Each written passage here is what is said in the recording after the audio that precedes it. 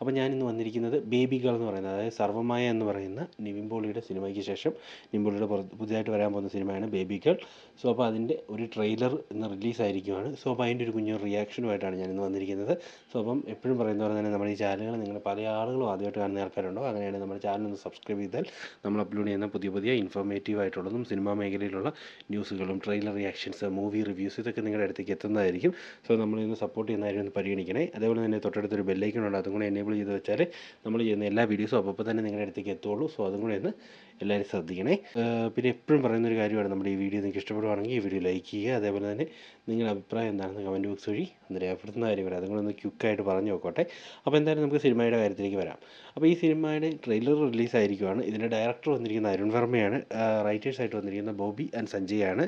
ഇതിനകത്ത് അഭിനയിച്ചിരിക്കുന്ന നിവിൻ പോളി, ലിജോമോൾ ജോസ്, അതേപോലെ തന്നെ സംഗീത് പ്രതാപ്, അതേപോലെ തന്നെ അസീസ് നെടുമങ്ങാട്, അതിഥി രവി, ജാഫർ ഇടുക്കി, ശ്രീജിത്ത് രവി, അശ്വന്ത് ലാൽ, ഇങ്ങനെയുള്ള ഒരു താരനിരകളാണ് ഈ സിനിമയ്ക്കകത്തുള്ളത്.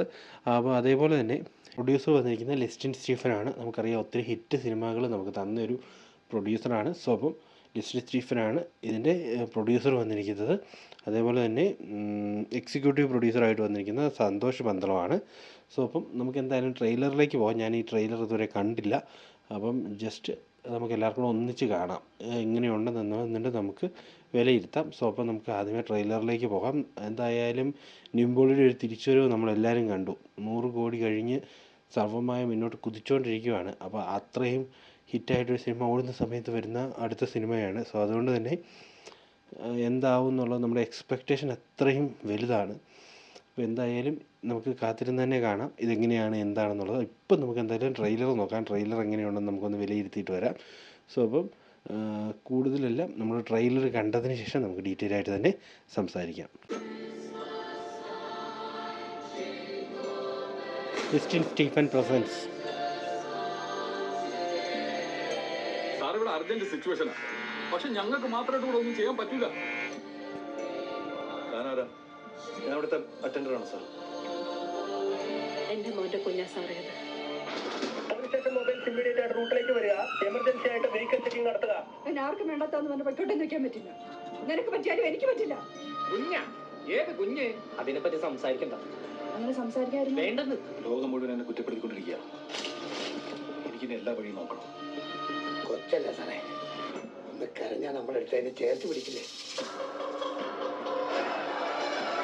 ഒരു വെഹിക്കിൾ 3 പേര് ഇവിടുന്ന് അതേ വിട്ടുവരാൻ പറ്റും. ഈ കേസുകാരെ ആ സ്ത്രീ പരാതി കൊടുത്താൽ നിങ്ങൾ എല്ലാവരും പോകുന്നു. ചെറിയ പണിയല്ല വരാൻ പറഞ്ഞു.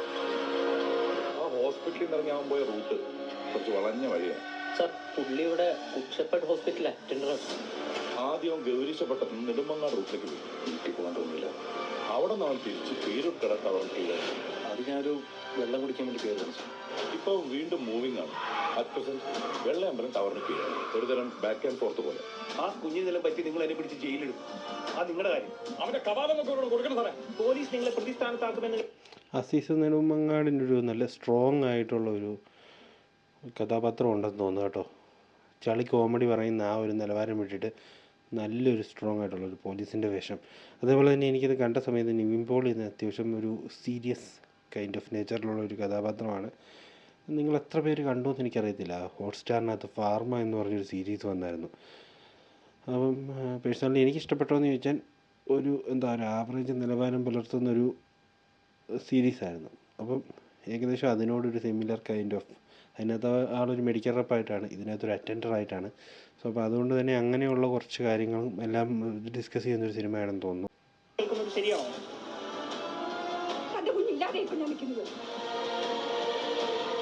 അടുത്ത 20 മിനിറ്റിനുള്ളിൽ ആ ഏരിയയിലുള്ള എല്ലാ അപ്രോച്ച് റോഡുകളിലും അവൻ അറിയാതെ ചുറ്റും നമ്മളുണ്ടാവണം.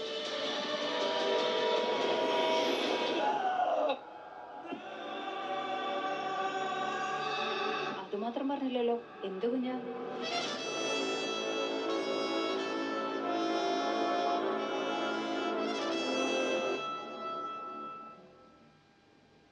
അപ്പോൾ 23-ാം തീയതി ജനുവരി 2026 ജനുവരി 23-ാം തീയതിയാണ് എൻ്റെ റിലീസ്. എനിക്കിതിൻ്റെ ട്രെയിലർ കണ്ടിട്ട് സത്യസന്ധമായിട്ട് പറഞ്ഞാൽ പ്രത്യേകിച്ച് അങ്ങനെ വലിയൊരു എക്സ്പെക്റ്റേഷൻ ഒന്നും തോന്നുന്നില്ല.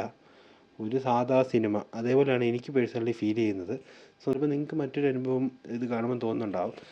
എനിക്ക് കണ്ട സമയത്ത് എനിക്ക് തോന്നുന്ന ഒരു ആവറേജ് ഒരു ട്രെയിലർ, അതിനപ്പുറത്തേക്കൊന്നും തോന്നുന്നില്ല. പിന്നെ ഈ സിനിമ തിയേറ്ററിൽ പോയി കണ്ടു കഴിഞ്ഞാലേ നമുക്ക് അറിയത്തുള്ളൂ എങ്ങനെയാണ് എന്താണ്, അത് എത്രത്തോളം ഇൻറ്റൻസിറ്റി തരാൻ പറ്റും. ഇതൊക്കെ നമുക്ക് സിനിമ തിയേറ്ററിൽ പോയി കണ്ടാൽ മാത്രമേ പറയാൻ പറ്റുള്ളൂ. അതേപോലെ തന്നെ നമ്മുടെ ഷമി തിലകൻ്റെ മകനായിട്ടുള്ള നമ്മുടെ മാർക്കോയിലൊക്കെ ഉണ്ടായിരുന്ന കഥാപാത്രം അവതരിപ്പിച്ച അഭിമന്യു ഷമി തിലകൻ, ആൾക്ക് അത്യാവശ്യം ഒരു പോലീസ് വേഷമാണ്. അതേപോലെ തന്നെ അസീസ്, ഞാൻ ആദ്യം പറഞ്ഞു അസീസ് നെടുമങ്ങാട് അത്യാവശ്യം സ്ട്രോങ് ആയിട്ടുള്ളൊരു കഥാപാത്രമാണെന്ന് തോന്നുന്നു. പിന്നെ ലിജോ മോൾക്ക് അത്യാവശ്യം ആൾക്ക് ചെയ്യാനായിട്ടുള്ള ഒരു അവസരമുള്ള ഒരു റോളാണെന്ന് തോന്നുന്നു. ട്രെയിലർ കണ്ടിട്ട് എനിക്ക് അത്ര വലിയൊരു അത്ര നന്നായിട്ട് എനിക്ക് തോന്നിയില്ല. പക്ഷേ സിനിമ ചിലപ്പോൾ മേ ബി അങ്ങനെ ആയിക്കൊള്ളണമെന്നില്ല, നല്ലതായിരിക്കാം. എന്തായാലും നമുക്കത് കണ്ടാൽ മാത്രമേ പറയാൻ പറ്റുള്ളൂ. 23-ാം തീയതി തിയേറ്ററിൽ വന്നതിന് ശേഷം നമ്മൾ കണ്ടിട്ട് അതിൻ്റെ ഒരു റിവ്യൂ ചെയ്യാനായിട്ട് ശ്രമിക്കുന്നതായിരിക്കും. അപ്പോൾ അതാണ് എൻ്റെ ഒരു ഇത് കണ്ട സമയത്ത് എനിക്ക് തോന്നിയൊരു ഒപ്പീനിയൻ. നിങ്ങൾക്ക് മറിച്ചാണെങ്കിൽ നിങ്ങളുടെ അഭിപ്രായം നിങ്ങൾ കമൻറ്റ് ബോക്സ് വഴി രേഖപ്പെടുത്തുന്ന കാര്യം ഒന്ന് പരിഗണിക്കണേ. അപ്പോൾ എന്തായാലും നമ്മൾ ഈ വീഡിയോ വെച്ച് വൈൻഡപ്പ് ചെയ്യുവാണ്. ഇനി നമുക്ക് മറ്റൊരു വീഡിയോ ആയിട്ട് അപ്പോൾ കണ്ടുമുട്ടുന്നവരെ ടേക്ക് കെയർ, ബൈ.